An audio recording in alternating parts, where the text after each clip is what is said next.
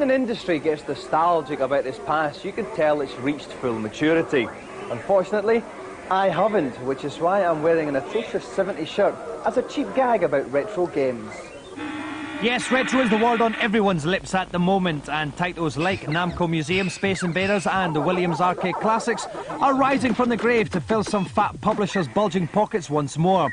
I went along to the world's first retro game exhibition in HMV in London to visit some old friends.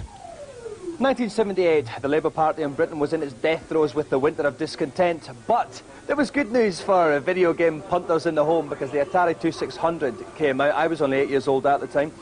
This was the first home console that you could buy. It was very successful because it was mostly arcade conversions, things like Phoenix, which you can see here. Unfortunately, my family couldn't afford one because it cost £100 and we were living in a hole in the street at the time. This was the first computer I ever owned, the ZX Spectrum. The year was 1982. Music-wise, it was the modern romantic era of Adam and the Ants, Spandau Ballet, Duran Duran. This was a great little machine. It had 14,000 titles. There was a real gaming boom around this. It also saw the first ever systems war. You had the ZX Spectrum and you also had the Commodore 64. Commodore 64 only had 10,000 titles released for it. Pretty much the same games, but it was a lot bigger, bulkier, a lot less fashionable. I had a ZX Spectrum and we always thought that people who had Commodore 64s smelled a little bit. Between them, the Spectrum and Commodore launched the British game scene. It's hard to believe now, but at the time, these graphics from Lunar Jetman were every bit as revolutionary as something like Wipeout seems today. Nightlore was another classic produced by the company that was to become rare, the people behind Killer Instinct. The wolf theme, obviously a favourite of theirs even then.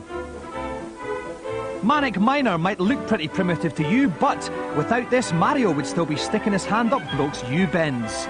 Some folk believe the playability of these games make them better than most of today's efforts. I thought I'd ask games design legend Peter Molyneux what he thought of them in my office.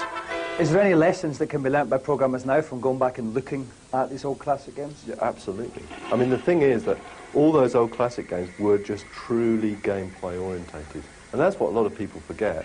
You've got the flashy graphics, wonderful sound, and great intro sequences, and then, oops, it's the last month before we finish the game. Oh, what have we forgotten?